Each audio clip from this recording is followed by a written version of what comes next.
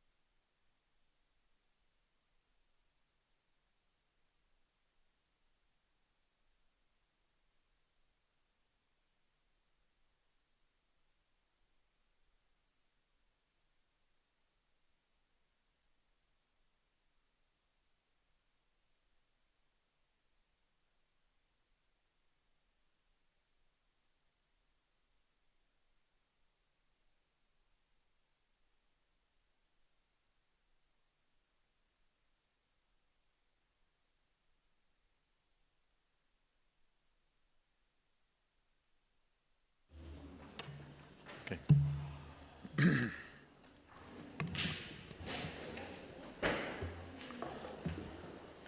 Okay, today's workshop roundtable is about, this is the title you see, Citizens First, Making EU Integration a Shared Journey, how parliaments can engage, inform and inspire public trust in the accession process. Last night I tried to learn how to pronounce the name of the participating MPs, but I think I thought I was going to make a fool of myself. So I will let the participating MPs to my left here to introduce themselves. Of course, I can pronounce Mr. Keridis correctly, but for the other ones, please, sir. Stefan Schenner from the Austrian Parliament. The Federal Council, I think. Okay. Numele meu este Florin Manole, sunt membru al Parlamentului României și reprezint Partidul Social-Democrat. My name is Dimitris Keridis, as was said, from New Democracy ruling center-right party of Greece and deputy chair of the Foreign Affairs and Defense Committee in the Parliament, etc., etc. Thank you.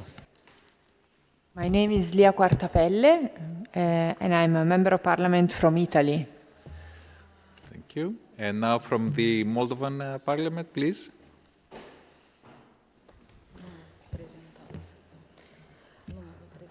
Good morning. Yes. So from the Parliament of the Republic of Moldova, it is a delegation of several members of the Parliament. So it is. I am Ina Coșeru, the chair of the Committee on Foreign Policy and European Integration.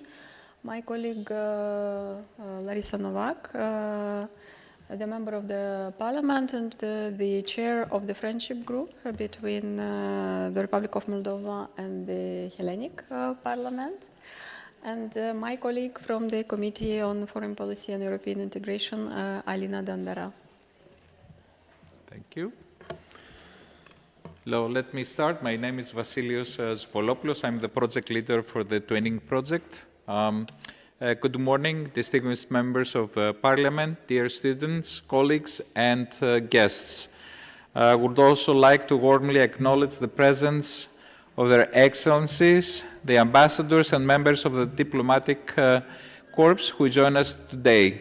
Your participation reinforces the importance of international dialogue and solidarity in Moldova's EU integration process. We are honored by your presence, ambassadors.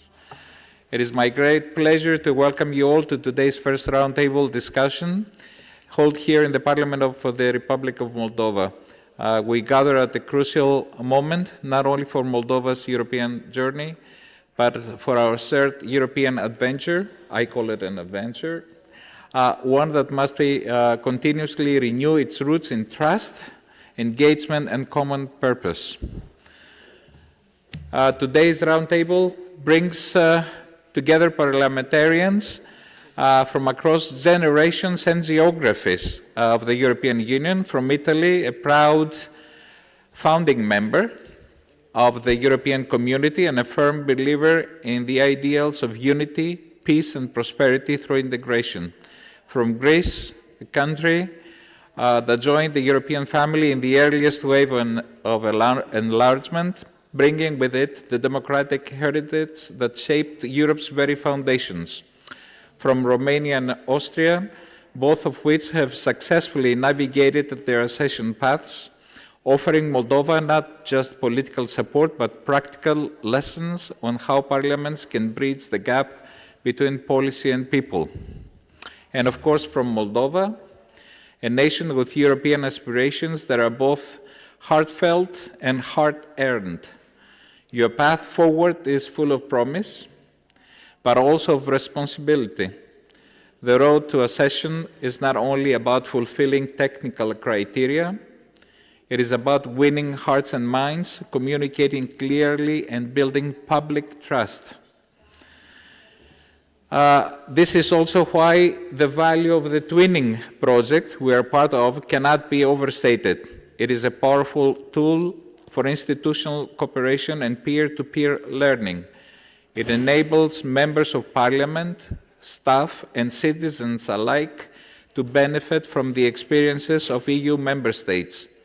It fosters a culture of openness, legislative quality, and democratic accountability, all essential to a successful integration process. The Twinning initiative is not only a bridge between parliaments, it is a bridge between peoples. Today's discussion is framed around exactly that. How can we, as legislators, inspire confidence and make this process real for citizens? How can we ensure that European integration is just not a governmental goal, but the national journey shared by the people? I thank all the participating MPs and students for being here. Your perspectives are crucial. Let us make this dialogue open, meaningful, and future-facing. Welcome once again, and let's begin. And I will ask you all to respect the time frame of the roundtable to be announced in a minute. Well, anyway, before we start, I want to, let Let me see. Can we look at this? Can we look at this screen up? Just for a second. Can we put this up on the top? Okay. Thank you, sir.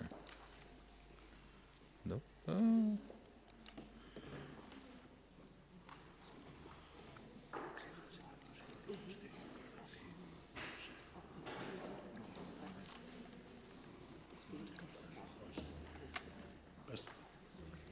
Okay. Then we'll go back to the things. Yeah. Okay. Thank you. Thank you so much. No. Okay. So before we start, can you please, Ms. Koser, say a word? Thank you, Mr. Swalopoulos. I would like to welcome our colleagues and friends in the Parliament of the Republic of Moldova for this first round table within the framework of our common project. Thank you very much for coming, for supporting the Republic of Moldova, and we're looking forward for very good results in building the capacities of the Parliament of the Republic of Moldova, because this is what we will need for the next period of time. Republic of Moldova is aspiring to become, as soon as possible, the member of the European Union, and it will mean totally different capacities in the Parliament of Moldova, because here we will expect an avalanche of the draft laws, which will be approximated to tens of thousands of European directives, and we will need your knowledge, your experience, and we will need to be very well organized here and to make this dream of the Moldovan citizens of bringing Moldova into the big European family to transform it into the reality, together with you. I will also welcome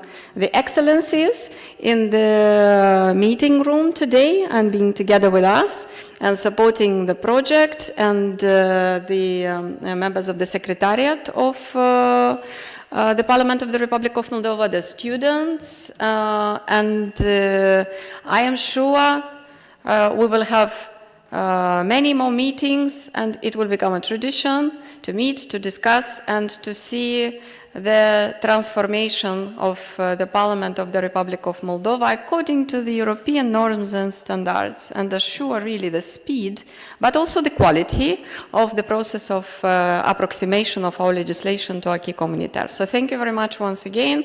Fingers crossed, as I said, for our projects. And we're looking forward to be meeting you in Chisinau and in the capitals that you represent. Thank you. Thank you very much. Can we proceed now? Let me, before we begin, a very recent news from the Eurobarometer, you know, the service of this European Union, the European Commission, that actually measures every couple of months the opinions of US citizens and from all countries. Here is the latest one that came out in May, referring back 2 months, March and April. Okay, here are the key findings. I'm gonna issue one or two things only. 52% of Europeans tend to trust the EU, the highest results since 2007. That was yesterday, the results that came out a couple of days ago. If you look at the diagram, the green line is the European Union, the public trust to the European Union, 52%.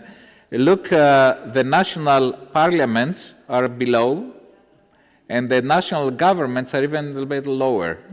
Okay, so keep that in mind. That's the highest results since 2007. For all the people who are talking that the European Union is not doing very well lately, that's what the people, they trust the EU, the European Union, more than ever since 2007. And here is another key aspect. I'm going to ask you to search later to find out. The young people between 19 and 24, I think, they have even a higher percentage than 52%. Okay? So let's count on younger people this point. You can look at this, I'm not going to say the highest support in 21 years for the euro, the currency of the European Union. That's a very important result. And you can go and look all the data here for all the countries, Moldova included. And because I'm an expert, let's say, in research methodology for over 40 years now, let me tell you that the methodology used to gather this data is like the most appropriate and the most reliable.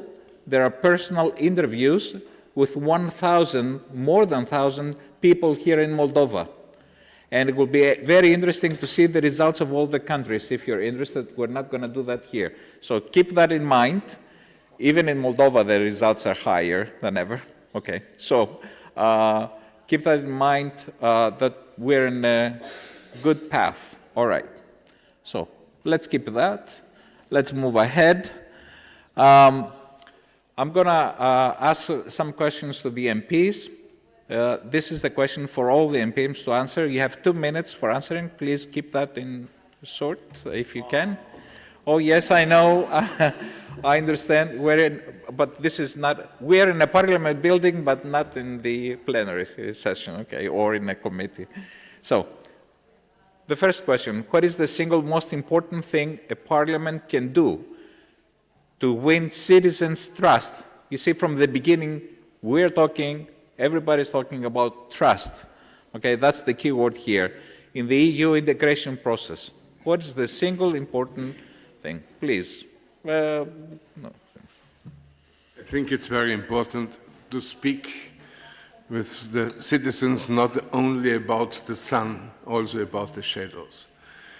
If they have the feeling that the only topic is the sun, then they not trust you. And this is something you have to try on every level, in schools, on the working place, in the public. And you must find a cooperation also with the media sector, that the media also understand EU is not only foreign policy, EU is internal policy of a country and not only foreign policy.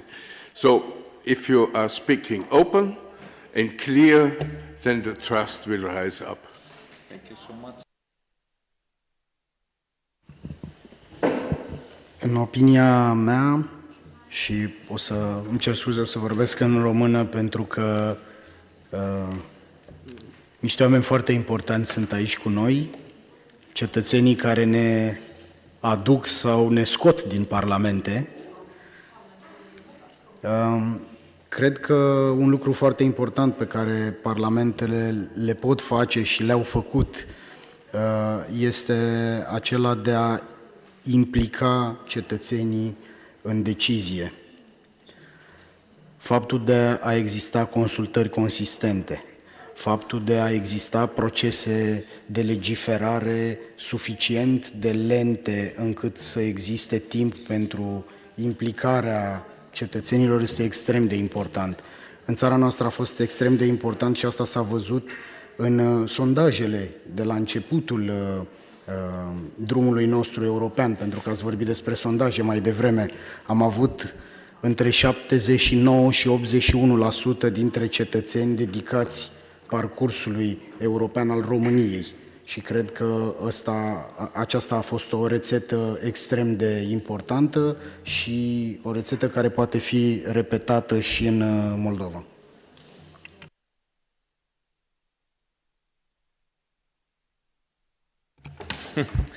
Well, I wanted to say so much, being in Moldova, and say that the fight for Moldova's European future is our fight. And whenever I get frustrated and disappointed with Europe, I turn to countries such as Moldova that give this fight all the time to enter Europe, to be encouraged. But I have to be brief.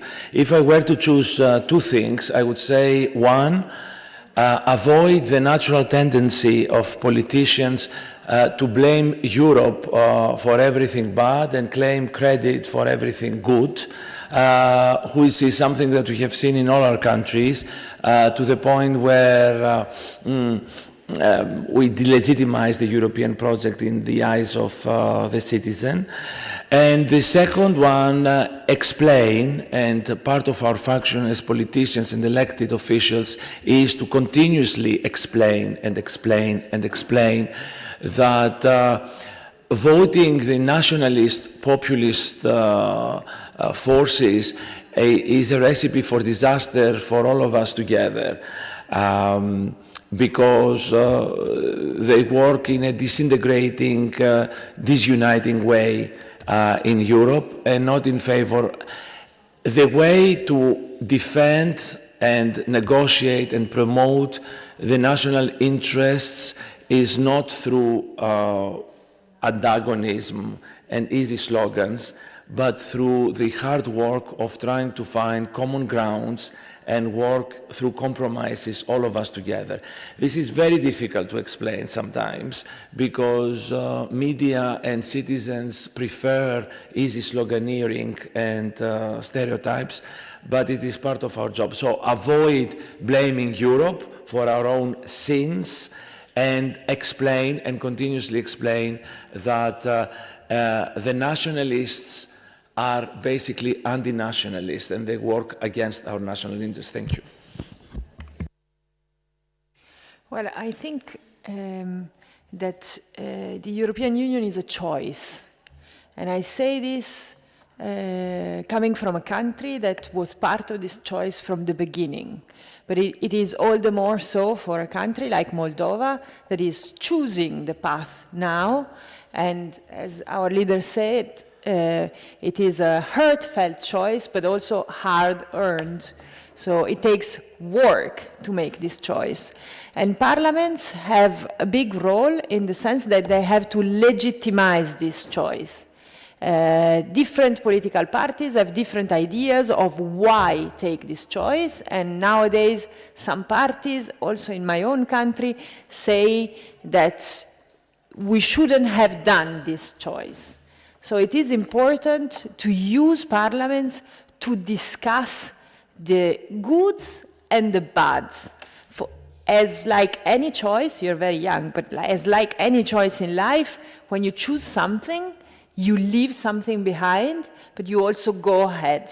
And if you choose to be part of the European Union and across the entire path, you will always leave something behind, but I think you will gain stuff, especially in a world where there are big problems and you need a lot of strength and unity to face these problems. Because any country, little Moldova, a little bigger Italy, but not that big Italy, we are all very small in front of the big problems. That's why I think we have to unite, and Parliament is the place to discuss how to unite, why, and how. Thank you. Vă salut cu mare drag și mă bucur că avem aceste discuții aici în Parlamentul Republicii Moldova. Salut și tinerii la Parlament, este frumos că reușiți să veniți aici de fiecare dată, noi vă primim cu brațele deschise. Acum am aici Constituția Republicii Moldova, iar în această toamnă moldovenii au scris parcursul european în Constituția țării noastre și noi trebuie să fim mândri de alegerea pe care au făcut-o moldovenii. Acum, la Parlament trebuie să, nu doar la Parlament, dar în toată țara trebuie să mișcăm lucrurile așa încât cetățenii Republicii Moldova să simtă integrarea în Uniunea Europeană. Dar dacă e să răspund scurt la ceea ce ați întrebat dumneavoastră, Parlamentul are funcția de reprezentare. Deci noi, deputații în Parlamentul Republicii Moldova, reprezentăm oamenii și să nu uităm că trebuie să fim ca ei, ca cei care ne-au votat, să le reprezentăm interesele în Parlamentul Republicii Moldova. Asta înseamnă să comunicăm direct cu ei, să nu ne baricadăm aici, dar să mergem cât mai des în teritoriu pentru a discuta. 2. Să-i consultăm. Nu doar o dată la 4 ani, atunci când vrem votul lor, dar să-i consultăm periodic pe toate subiectele, inclusiv cele de armonizare a legislației noastre cu Uniunea Europeană. Și da, să recunoaștem greșelile, pentru că fiecare parlament, fiecare deputat vine bine intenționat să reprezinte oamenii, dar trebuie să admitem că fiecare dintre noi mai și greșește și trebuie să recunoaștem greșelile în fața alegătorului și să mergem din nou să comunicăm. Deci, cred că astea sunt lucrurile importante de care trebuie să ținem cont pentru a câștiga încrederea. Încrederea se bazează pe comunicare directă. Asta trebuie să facem constant.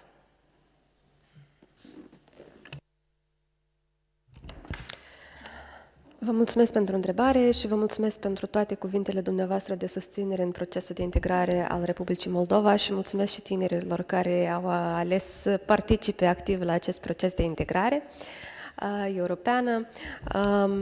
Răspunsul meu ar veni cam așa. Deci Parlamentul Republicii Moldova, dacă este să raportez această întrebare la Parlamentul Republicii Moldova, ar trebui să se alinieze la valorile europene și anume să fie un Parlament reprezentativ, să prezinte un statut integru al persoanelor alese, un lucru foarte important, având în vedere că noi în Republica Moldova, din păcate, ne confruntăm în ultimii ani cu o propagandă foarte masivă, da, și respectiv avem și alegeri parlamentare, respectiv este un subiect actual.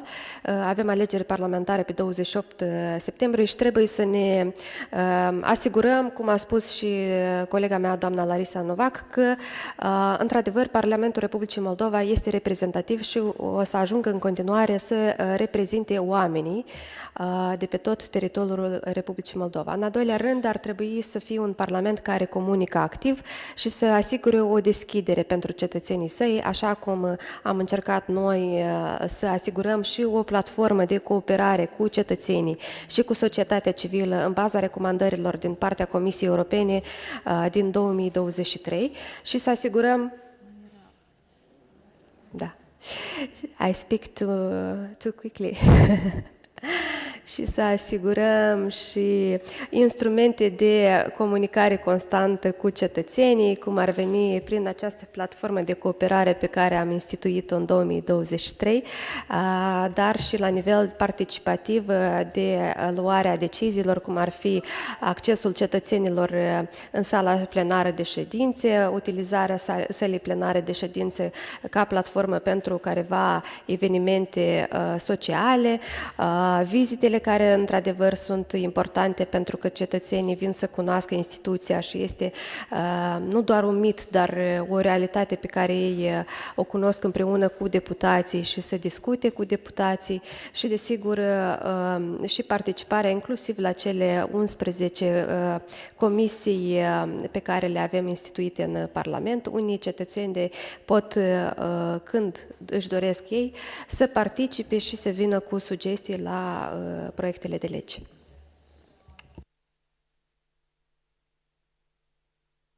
Okay, thank you. Let's move on to another question, please. Integration process is a process for countries. It's a process for institutions, but it's also a process, I think, for persons. So personally, for you, in one sentence, as an MP, what does European integration mean to you? Please, in one sentence or two. It's not easy. I always said in Austria, I don't need 20 telephone numbers from people in Austria, I need 20 telephone numbers from parliamentarians in Europe, which are in EU committees to act together. And I think this is the most important thing, and that we understand that we help each other and talk together. And for the young people, Erasmus and Leonardo is the best and important one.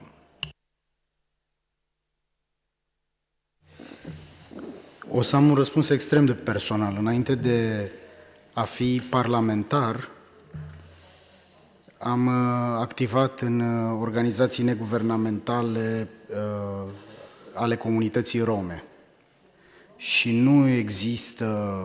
nu a existat în România și cred că nicăieri în Europa un mai mare suport pentru această comunitate decât dinspre instituțiile europene.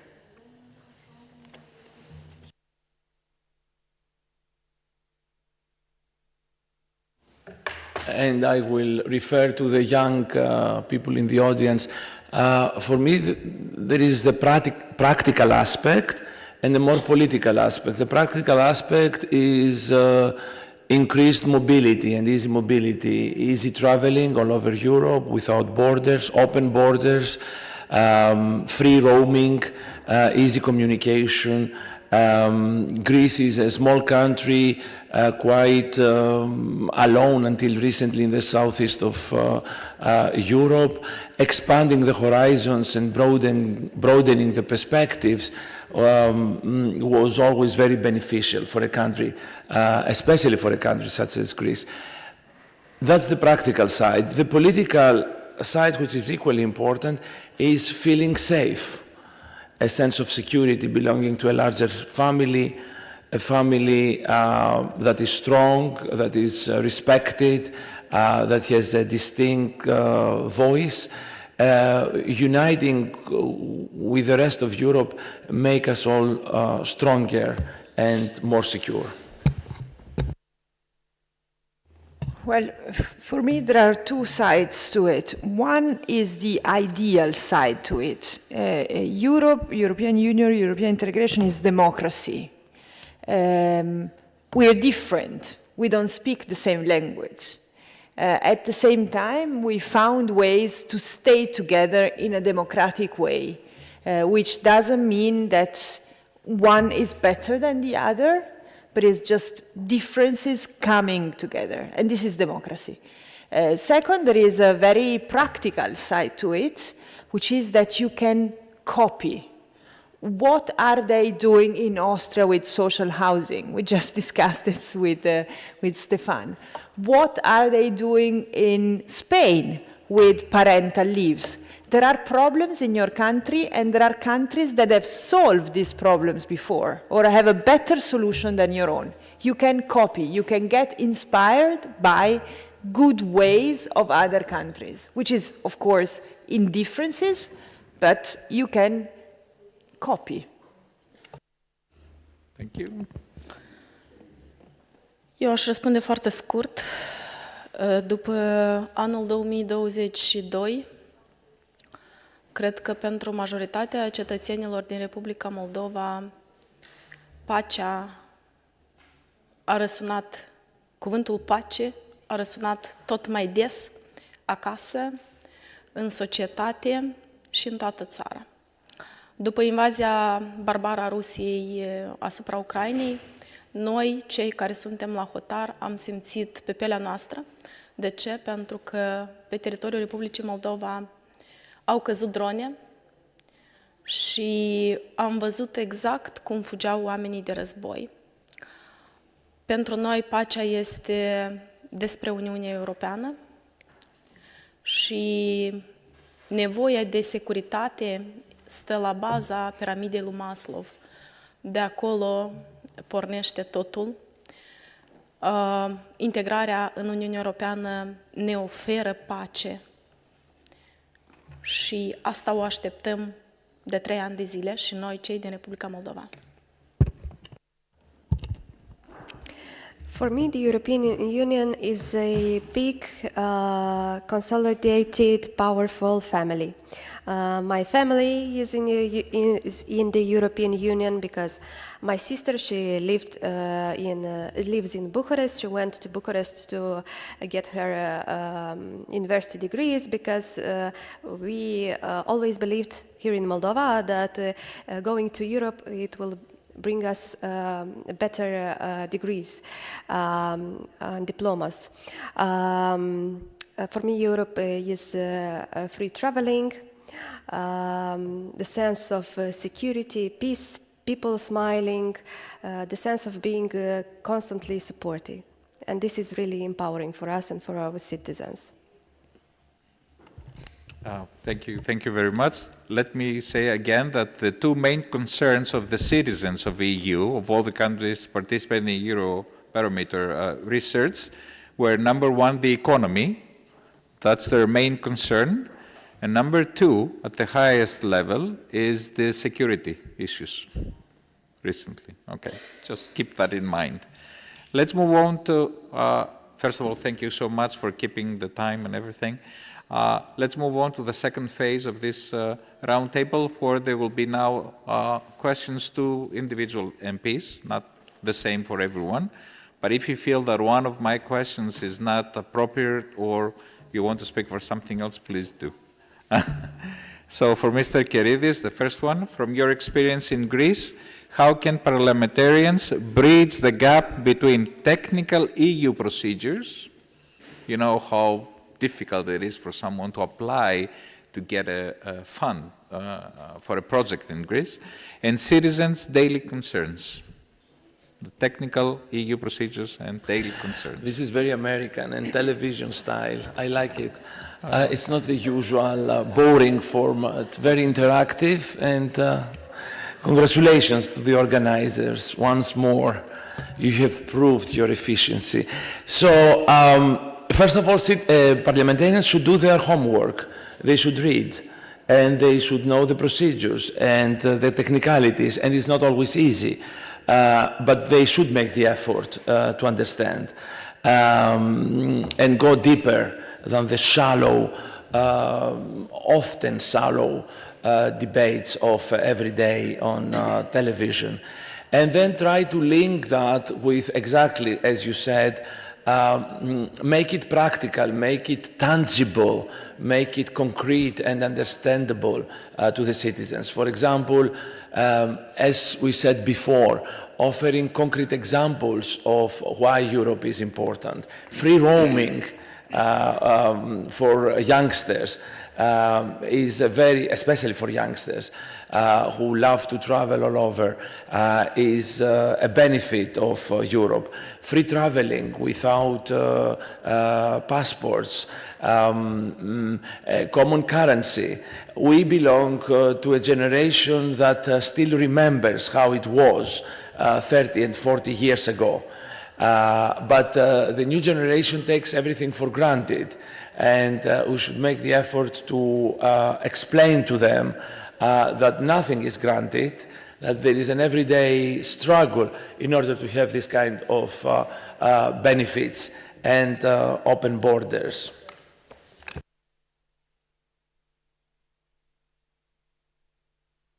I hope we will not be graded. I hope we will not take a grade or anything. It's a pass and fail.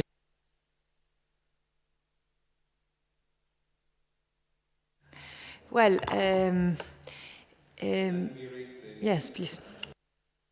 How does the Italian Parliament ensure that EU integration policies reflect the real needs of citizens?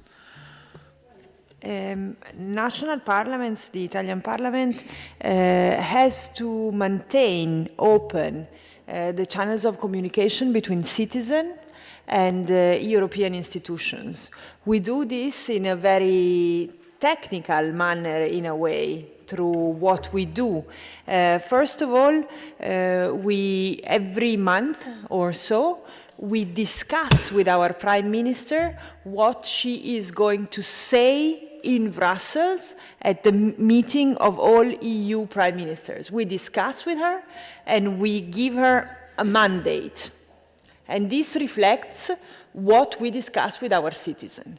Secondly, we work a lot on how to uniform national legislation with European legislation. So to bring our legislation closer to ideas of the European Union. So the European Parliament and the European institutions decide general boundaries of national legislation, and then we adapt these boundaries to our situation. Finally, we do a lot of scrutiny, especially on spending, The European Union gives money to member states and we scrutinize, we keep an eye open to how this money is spent. There are objectives at the European Union level, there is the national situation, and we are in between. Italy just received 194 billion euros, which is a huge amount of money from the European Union after COVID to recover, because our economy was in a very bad shape, and Parliament is at the heart of trying to understand how the money was spent, what problems were there in that town, in that program, how to make it better, taking into account European Union objectives. Please, please, please. From my Italian experience, I want to share this. Italian parliament and parliaments in general are not only the parliamentarians. There is a misconception. Obviously, the parliamentarians play the leading role, but it is also the technical staff, the administration of the parliament. Now, this becomes especially true at a time when there are a lot of clowns in politics. Clowns were always attracted to politics, and there was always a fair share of clowns in democratic politics, for sure. But I think that there is something special in our time today that makes it even more attractive. The role of the technical staff becomes very important. And whereas I have many encounters with Italian Parliament, and I have to admit that often it is a relief to speak to my Italian colleagues as a Greek, to see that clowns are not only in Athens but in Rome as well. I have to stress I am particularly impressed by the excellence and expertise and professionalism of the Italian administrators in Parliament. They get in with very tough exams. They know the whole file. They represent the Italian Parliament in Brussels because I've been in COSAC and in the Conference on the Future of Europe and so on and so forth, many fora. I'm really impressed.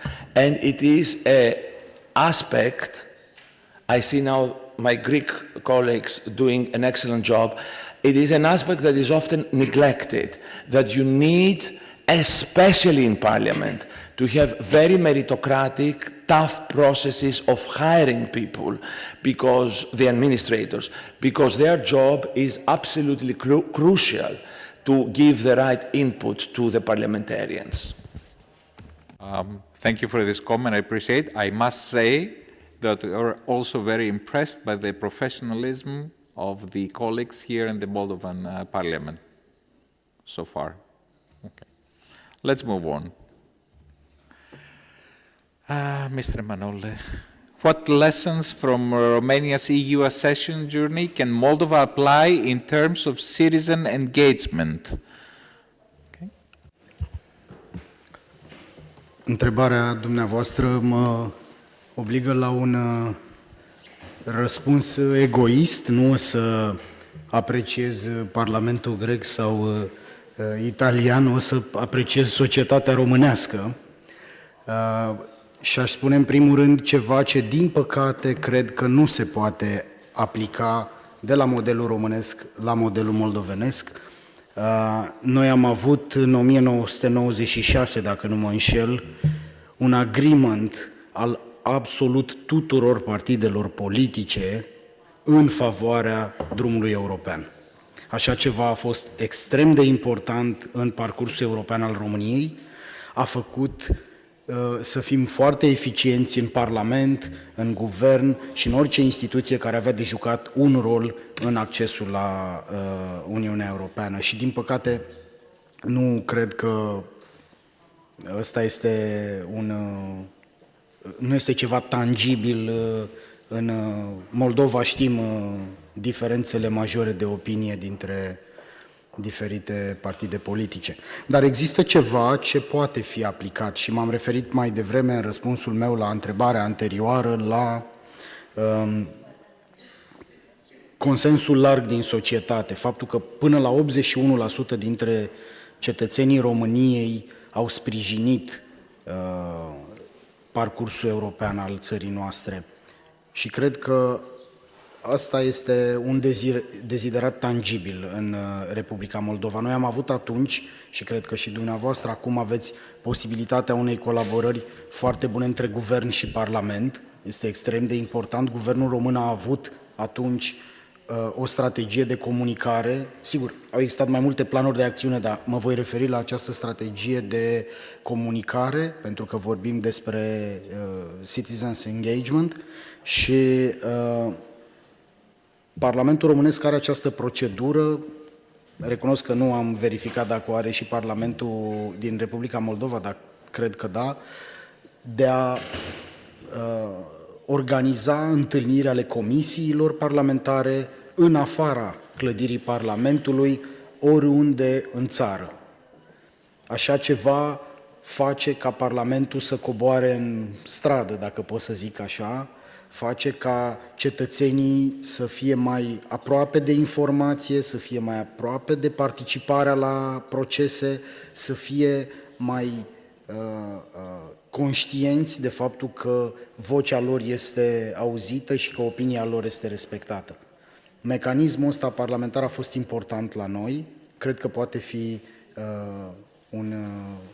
o lecție pozitivă învățată și pentru Republica Moldova.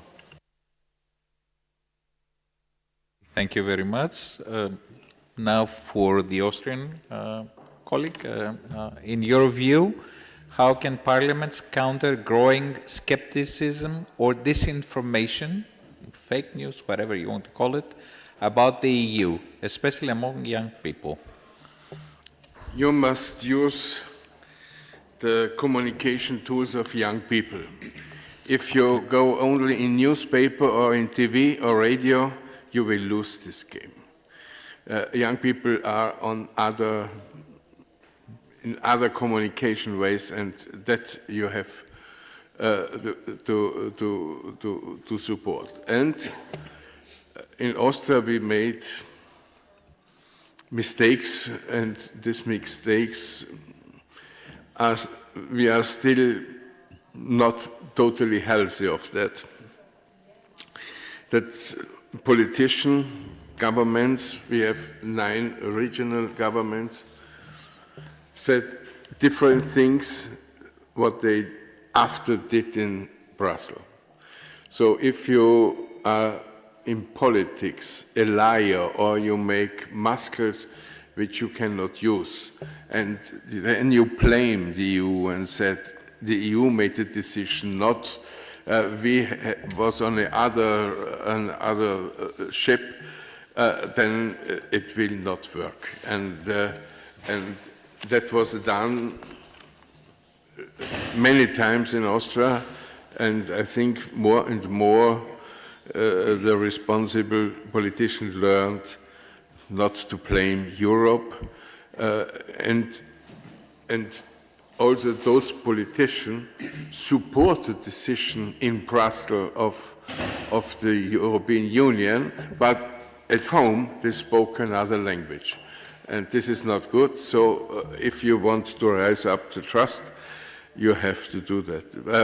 Just some weeks ago, I had an Italian delegation in my parliament, and they was wondering why in the parliament they are running hundreds and hundreds of young kids. And I said, this is our daily situation. There's so many students and young from 6 on, are coming to our school in the parliament. We had the School of Democracy in our parliament. And from all the country, the students from 6 to 18 are coming to the parliament to make movie, to make newspaper, and this is the reason why every day so many children are running through the corridors of the Austrian parliament, and we have to talk with them also about the European Union and the content of European Union. And I think the most and the best feeling is we need passport, but we don't need borders. That we full open again Schengen, that we support Erasmus and Leonardo, and the common currency. I think these are the four things which are most important for young people. And when we come back as soon as possible on that level, and you see in this Eurobarometer, you showed that the trust by the people between 14 and 24 rise up to 60%. This is a sensation, and don't lie these people. You have to work for their trust every day. Thank you. Let's move on to Ms. Alina from the... as a young MP and young person, may add, how do you connect with youth on topics like EU integration and democratic values? Give us one or two concrete examples, how you connect. Yes, I am lucky to be among the youngest members of the Parliament, and I'm happy that for this mandate we had around 15 young members of the Parliament. The youngest one, my colleague Eugeniu, he is 24 years old. How do we connect? We had this official campaigns where each member of the Parliament and I myself, we went through all over the country to speak in different schools with the students about the benefits of becoming an European Union citizen, about the benefits, to ask if they had any concerns, and to ask them if they wanted to become ambassadors of the European integration, so that afterwards they could also create this kind of events in their schools, in their region, or even at the Parliament. Then another example is that here at the Parliament we can invite young people and consult with them on legislative initiatives, and we can invite them on the platform that we have created here at the Parliament. We can also organize visits from all over the country for different students who can come here and visit the Parliament. Not only the Parliament, but also the executive building, the presidential building, and talk more with us about the European values. And another example is that every year on the 1st of July, which is in Moldova Children's Day, we actually, June, which is this Sunday. We actually advertise it, raise awareness, and we march through all the city center on the main boulevard, and we invite young people to join us to march for the European Union integration. Let's move on to the other MP, please. What are the biggest challenges you face in explaining the EU integration process to your constituents? People are voting for you. Complicată întrebare. Provocări. Deci în anul 2021, Partidul Acțiune și Solidaritate, partid care a obținut o majoritate în Parlamentul Republicii Moldova și membru a cărui sunt, a obținut un mandat pentru integrare europeană. Deci oamenii în anul 2021 ne-au spus: noi vrem în Europa și pentru asta vă votăm. După care, în anul 2022, adică la niciun an distanță sau la un an distanță, în țara vecină a început un război. Un război la care nu s-a așteptat nimeni în secolul 21 să fie un război pe teritoriul sau pe continentul Europei. Respectiv, de atunci ne-a fost și mai greu în a explica care sunt beneficiile și de atunci avem provocări mari Anul trecut, în 2024, în Republica Moldova, spuneam anterior, a fost organizat un referendum pentru a avea în Constituția Republicii Moldova înscris parcursul european și atunci noi am văzut care sunt provocările cu adevărat. Pentru că am avut și avem în continuare un război hibrid, dezinformare și spunea colegul de aici, trebuie să comunicăm pe platformele pe care comunică tinerii, adică cel mai mult în Republica Moldova comunică pe platforma de TikTok.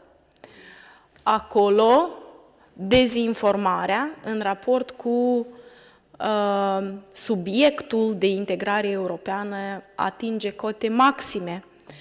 Falsuri și narative precum cei din UE vor veni și vă vor lua pământurile au fost tirajate și au fost distribuite inclusiv de politicieni, așa cum spuneați dumneavoastră, clovni. Avem și noi clovnii noștri în Republica Moldova.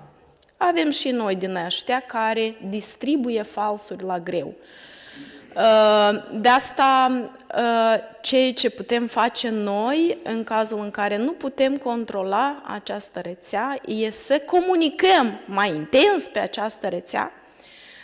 Eu personal lucrul ăsta îl fac constant și cunosc că oamenii de la noi din țară, în mare parte, au migrat pe această platformă de comunicare și provocările sunt mari pentru că dezinformarea este destul de mare. De fapt, oamenii își doresc să trecem de la discuții pe dimensiunea beneficii la fapte concrete pentru a vedea în localități apă, canalizare, școli reparate, grădinițe, drumuri și așa mai departe. Deci, de fapt, oamenii își doresc condiții mai bune și întrucât avem război în coastă, își doresc pace. Iar asta poate să le ofere Uniunea Europeană. Suntem mândri și foarte fericiți că acest referendum pentru integrare europeană a fost validat și că acest lucru este înscris în Constituția Republicii Moldova. Acum trebuie să asigurăm acest parcurs, iar experiența statelor dumneavoastră din care proveniți pentru noi este foarte importantă în situația în care să ne spuneți ce nu trebuie să facem mai exact ca să nu greșim. Pentru că ce trebuie să facem simțim, iar ceea ce nu trebuie să facem, noi vom fi recunoscători. Vă mulțumesc! Okay, thank you. Let's move on to the second round of questions. So it can be a little bit shorter if you like to have time for the coffee break and the questions from the students. Mr. Keridis, again, how important is cross-border parliamentary cooperation in building public trust in the EU? Again, the word trust. That's a very important question and a very interesting question. But before that, Mr. Chair, if I can say two things about what we heard. About point number one, about populism and fake news. We live in a time of resurgent populism, for sure, but we should remember that populism is part and parcel of the democratic process. It's nothing new. It was always here, and we should see it as an opportunity, not only as a problem, in the sense that it makes politics matter. Democratic choices of citizens today matter. For too long, we were quite complacent in Europe, and there was a broad consensus between center-left and center-right, making politics a bit predictable and not mattering that much. Today, politics matter. You vote for Trump, you get a certain policy You vote for whoever in Europe, this is important, and that's why we see an increased participation in elections. I mean, in Romania, we had very high participation a few days ago, for example. And by the way, the Eurobarometer results that you presented to us shows that we must have been doing something right to see that increased trust in the perennially attacked European institutions and European Union. Point number 2 has to do with young people. And I'm afraid that we need to think much more radically about engaging young people than the platitudes and commonalities that usually dominate the public debate. There is a very big structural problem. Democracies are about numbers and about votes. And the truth of the matter is that there are very few young people in our midst to matter for elections because of low fertility, because of immigration, because of low participation. For a number of reasons, the electorates, especially in countries like Moldova or Greece, are dominated by older people. And so the debates are always about the older people. We must find ways to double and triple the weight of younger people in our democratic processes. Not only engage in TikTok and try to have dialogues and stuff, but think more radically about the young and the unborn, the people of the future. Now, here, parliamentary diplomacy is quite neglected and underestimated. And I say that although myself is very much engaged in all sorts of fora all over Europe in parliamentary contacts. I have to say that is a vital link in bringing us together, because national parliamentarians are the ones who represent the people the most authentically. Away from the niceties and, if you want, the aristocracy of Brussels, you get to talk to people from the provinces, from the real Poland, from the real Hungary, from the real France, from what de Gaulle used to say, la France profonde. And I think this is very important to get a comprehensive view of what is happening to each country and to try to build bridges and common points of views, converging interests in order to promote. So, although most of the attention is focused on what is happening in Brussels, the European Commission, the European Council for sure, and the European Parliament, I think we national parliaments, and this is recognized in the renewal of the treaties, more and more so, have a vital role to play if the process is to move forward. Thank you. Thank you for your comments. Italian MP, please. What are the most common public misconceptions about EU integration in Italy, I suppose, and how can MPs help correct them? I heard what our colleagues from Moldova said about their difficulties in motivating the European integration process, in telling what it is like. And I think one of the difficulties that we have in Italy is that the process is presented as very technocratical. So it's not managed by the people, it's not managed by the representative of the people, but it's managed by somebody in Brussels. We don't know what they look like. They're generally Germans, so they're enemies and so on. And I think what you're doing is very important, going in schools, presenting what it is like, engaging especially young people in discussing the European Union and giving them a sense that they hand the process in their own hands, they own the process in their own hands, I think this is very important. And then I think it's very important for all of us to frame the entire process as, again, a choice. Of course, there are technical issues. When we are in Parliament, we know that there are technical parts in legislation, technical part in how to be in government, and you need to be good at the technical part, but you also need to make it as a political choice. So you can go left, you can go right, you can go straight, you can go back. And the people have to decide where they want to go. Then they give you a mandate on how to do it. But I mean, the election process that you went through is really one occasion to frame it as a choice.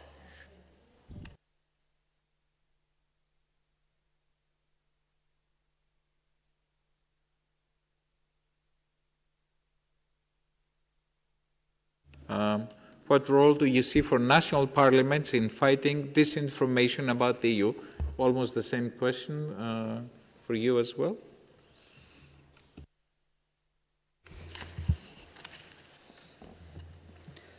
Personal văd un rol secundar al parlamentelor naționale în a combate dezinformarea și asta pentru că mi se pare că principalul canal al dezinformării, care este social media, nu poate fi regulat la nivel național sau nu poate fi suficient de bine și de puternic regulat la nivel național și este nevoie de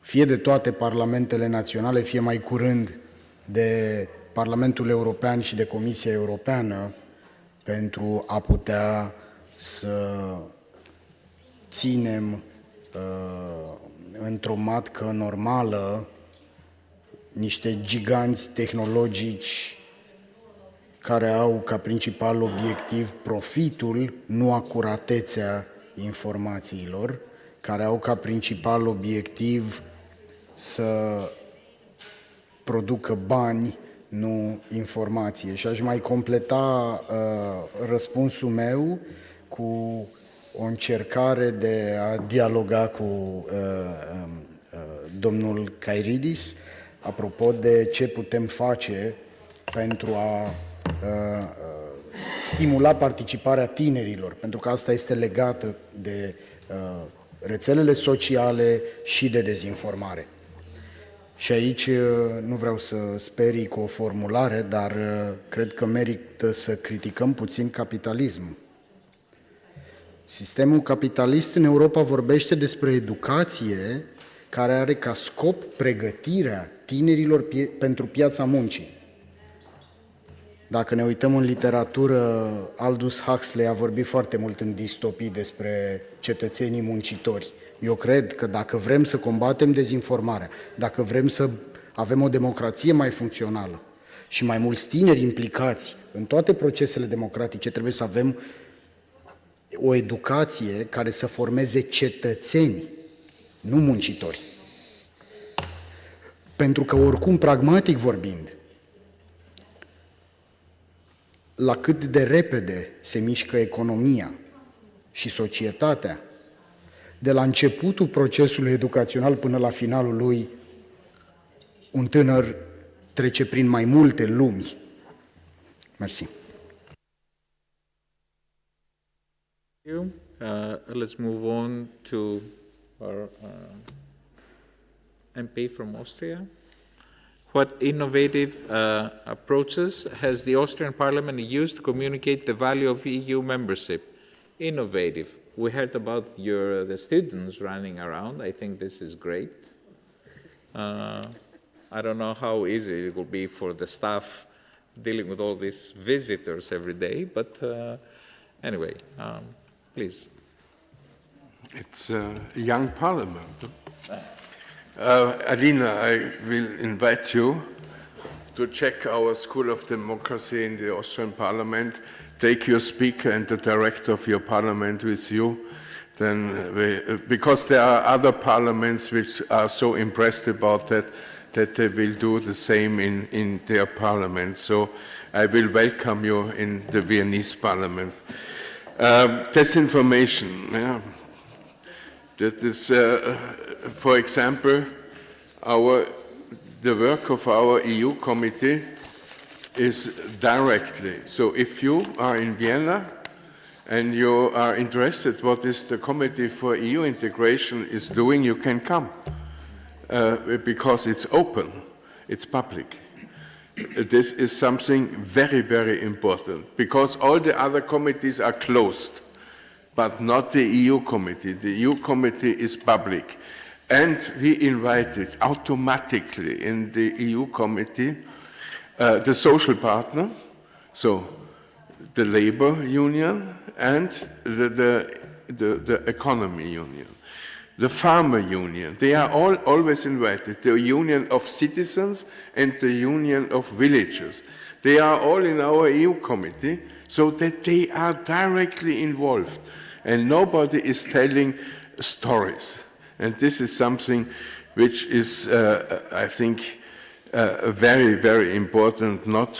And then, you know, if you go on the street of Vienna and you ask people, tell me something totally crazy from the European Union. Okay, in 1 minute they will tell you 2 things which are not really happening. The first is how crooked is a cucumber. Everybody is thinking that was an idea of the EU Commission. No, it was not. It was the Farmer Association in Europe which asked the EU Commission to make a guideline about that. It had never been reality. But about the size of cucumbers. No, yeah, if the croc. And the second, you know, you like feta in the morning for breakfast. In Austria, you like marmalade. But the word marmalade is the problem, by law, because the word marmalade owns to the food industry in Great Britain. And it's only allowed to use for orange, lemon, and mandarin. And for us, plums, cherries, strawberries, apricots, all was marmalade. And then the British said, we go in front of the court with Austria. And you are using a wording which is private. And so the EU Commission decided, you must use a word, okay, it's not from the Austrian German, it's from German, Konfitüre, which is awful for Austrian ears. But then we started to discuss with the EU Commission, you cannot do that with the Austrian citizens. And then they decided, there is an area in Austria, it's called Wachau. King Lionheart was arrested there long time ago, a crusader. And when you are making apricot marmalade in this region, you can use the name marmalade, but never bring this food in a supermarket, because then it's forbidden. Then you have to pay penalty. But if you go on the street and say, do you want apricot marmalade, you can do it, but not in a supermarket, because in a supermarket is under the control of international law. So these are things which is in the brain of the people, and against that we have to fight. But we have to fight with the really things, for example, the growing of our economy through our in our membership in the European Union, and so there is a big story of success and a less story of abstruse things. Thank you. Let's move to the parliamentarians from the Moldova. What steps can Moldova's parliament take to make the EU accession process feel more relevant to everyday citizens? More relevant. Well, first of all, we have to put at the same table representatives from every parties, from every social community from Moldova. Secondly, we have to keep this touch of communication from the Parliament. And we have to adapt to each audience. For example, for young people, as you have mentioned before, we have already great examples because even if we are not yet part of the European Union, we are accessing and we get these benefits step by step. And starting with next year, we will have free roaming in European Union. Now we have at a cheaper tariff, but starting with next year, we will have at a national tariff roaming in Europe, which means a lot to our young people, for example, who travel a lot, who would like to discover places, who have their parents working in Europe, and so on. And then one of the most important audience is of course people who have a certain age and live in villages, who were disconnected till now from everything that was happening here in the center of our country. And they were disconnected by not having access to roads, to public services, to water to drink. There are villages without water and so on. And we adapt our communication so that, first of all, we, with the help of the European Union, we have started implementing infrastructural projects in different areas. On the one hand, we wanted to exercise the local authorities so that when we will receive the European funds itself for accession, they will be able to apply to these funds. And secondly, to solve a problem that they have in their village by common sense with the involvement of the locals of that village. So when a project is implemented, we put a sign there that it is implemented with the help of the government of Republic of Moldova and the European Union. And we also use the platform from the Parliament to speak to the people about this progress that we have made in a certain area. Let's move on to the last question and the last answer.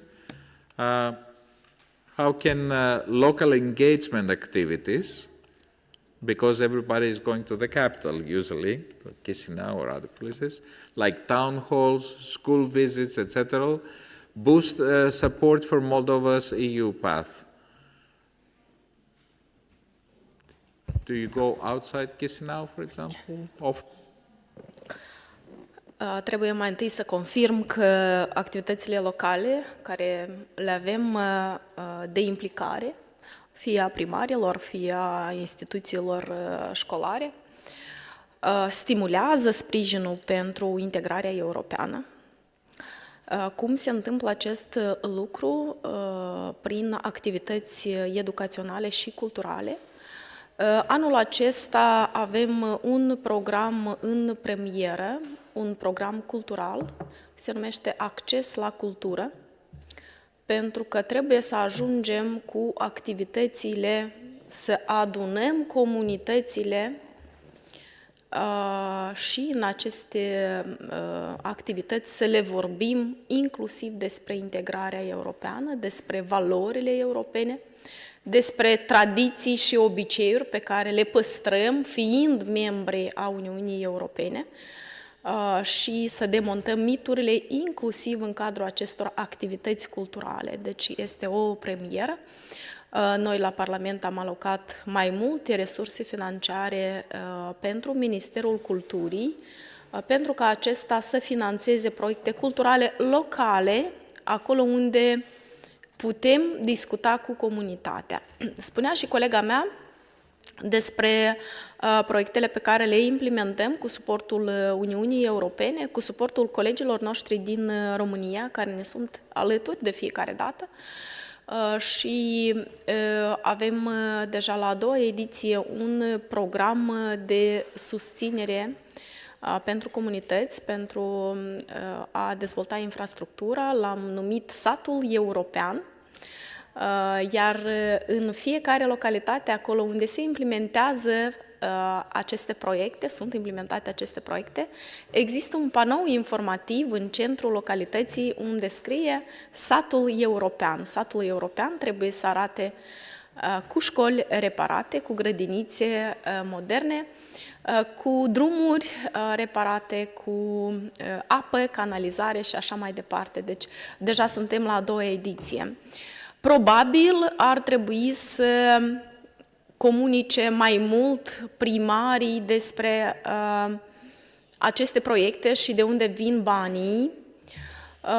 Zic asta pentru că noi avem o parte din primari care spun cu subiect și predicat cum realizează și cu sprijinul cui realizează aceste proiecte, dar mai avem încă de muncit pentru ca populația să cunoască cu adevărat și pe viu care sunt beneficiile. Iar în cadrul acestor proiecte pe care le implementăm la nivel local, putem cu exemple concrete să le spunem despre beneficiile de integrare în Uniunea Europeană. Bineînțeles că noi, conform regulamentului Parlamentului, în zilele de luni, deputații sunt în vizite în teritoriu, mergem în instituțiile școlare. Eu, bună oară, vin de la nord și acolo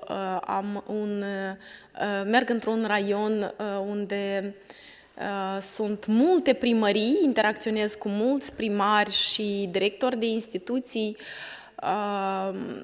și chiar dacă este mai complicat la nordul Republicii Moldova, să știți că oricum oamenii simt acest suport în ultimii 4 ani și suportul care vine din partea Uniunii Europene l-au simțit și în factură, pentru că noi am trecut printr-o criză energetică, iar veniturile populației, bineînțeles că nu le permitea să achite facturile, iar Uniunea Europeană ne-a dat mâna de ajutor și asta am scris inclusiv și în factură, că vine cu suportul Uniunii Europene pentru ca acest mesaj să ajungă în fiecare casă, la fiecare om. Deci, activitățile pot fi diferite. Important în cadrul acestor activități să comunicăm, dar, repet, să apelăm la educație și cultură. Prin educație și cultură, prin aceste activități, putem uni oamenii și le putem transmite mesaje despre Uniunea Europeană și despre beneficii în mare parte, dar și despre miturile. Deci atunci când ai posibilitatea să discuți cu comunitatea, bineînțeles cu firul roșu, discuți și despre ceea ce de fapt ei găsesc în alte surse, iar în cadrul acestor întâlniri le pot spune că nu este așa, deci să demontez acele falsuri care sunt. Repet, problema pe care o avem noi în Republica Moldova e că pe toate canalele avem foarte multă dezinformare, inclusiv și la TV. De asta trebuie să ne îngrijim și pe partea de legislație, să vedem cum racordăm legislația așa încât pe de o parte să avem accesul la informații, pe de altă parte să vedem care este linia roșie dintre acces și dezinformare. Mulțumesc! Okay. Thank you very much. Let's move to the last round very quickly. Let's move to the last round. Let me invite some questions from the students, if there are any. You can address your questions, again, if there are any, to individual MPs or to ask anyone who is interested to answer. Please. Good afternoon. My name is Igor, and for my question, I would like it to be answered with examples. And my question goes as such.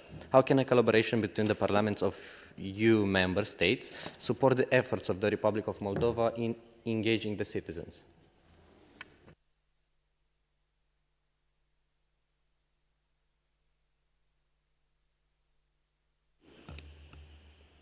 Mr. Kirillis, go ahead.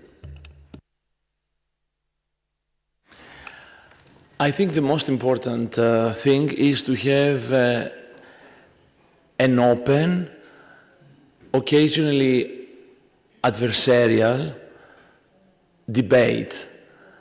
We should not shy away from the debate.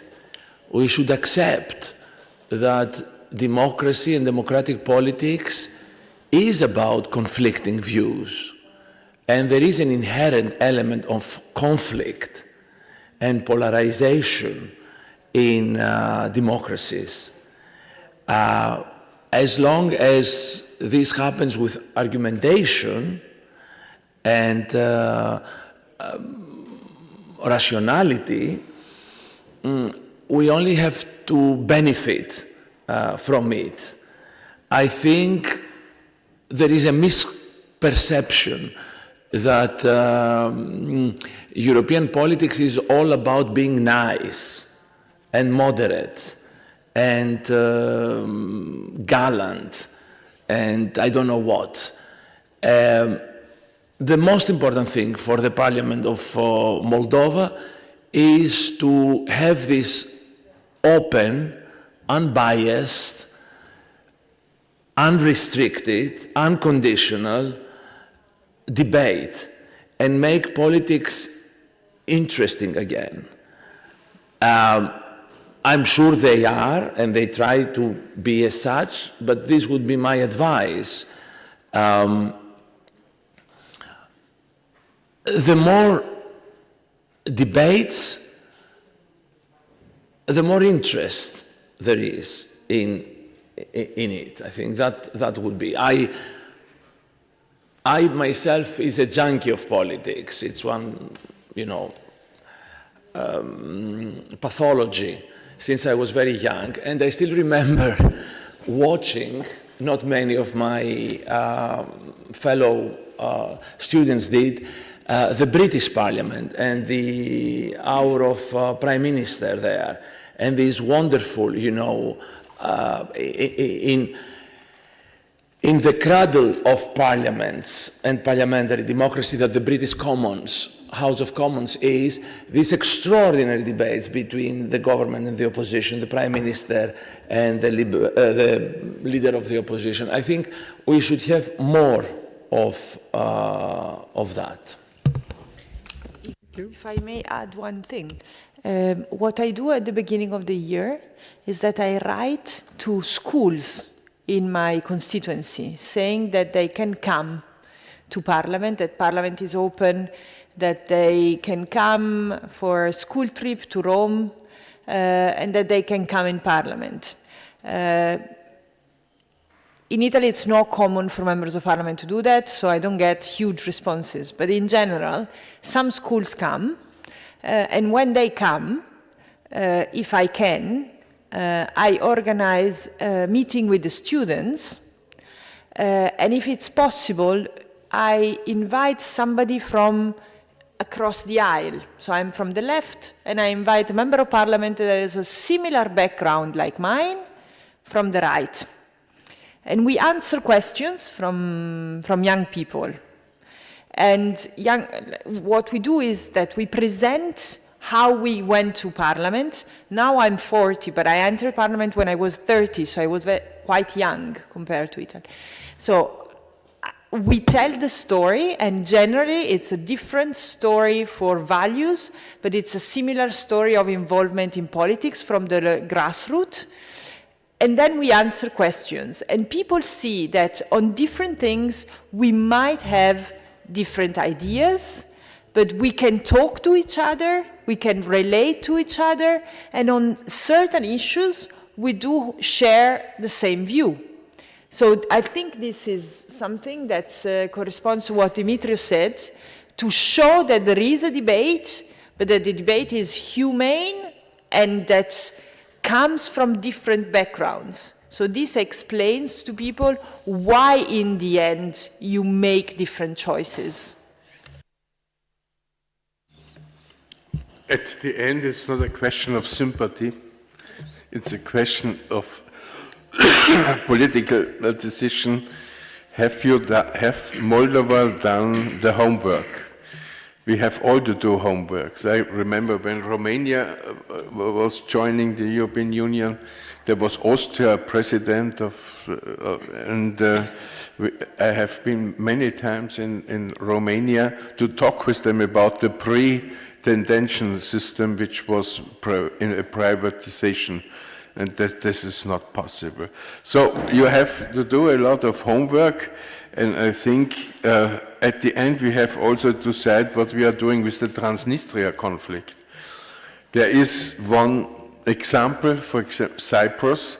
Cyprus is the whole island member of European Union, but including the occupied north. And the other thing that is a work what your parliament has to do, to put the Gagauz autonomy region into your constitution. It's, everything what you are doing with the Gagauz is outside of your constitution. I think in the long run it's important you put the Gagauz question inside your constitution. And then you will have a lot of other things, and the most important is that the government is there which is open and it's working for Europe. And that you should not forget in September to put your path in this direction, because there is a lot to do and a lot of discussion. And not forget that there are some countries in their process to join European Union in the pole position. And Moldova has to work on a good place behind the pole position. But you have our support and the support of those countries which are here on the table. But don't forget, there is a lot to do and a lot to make homework. And by the way, we have one system in Austria, maybe it's interesting for you, also for the future. We have in every village one ambassador for the European Union, in every village. We decided inside the politician, you are the ambassador, and the workers' union. In every big company is one worker ambassador for the European Union and responsible to make information.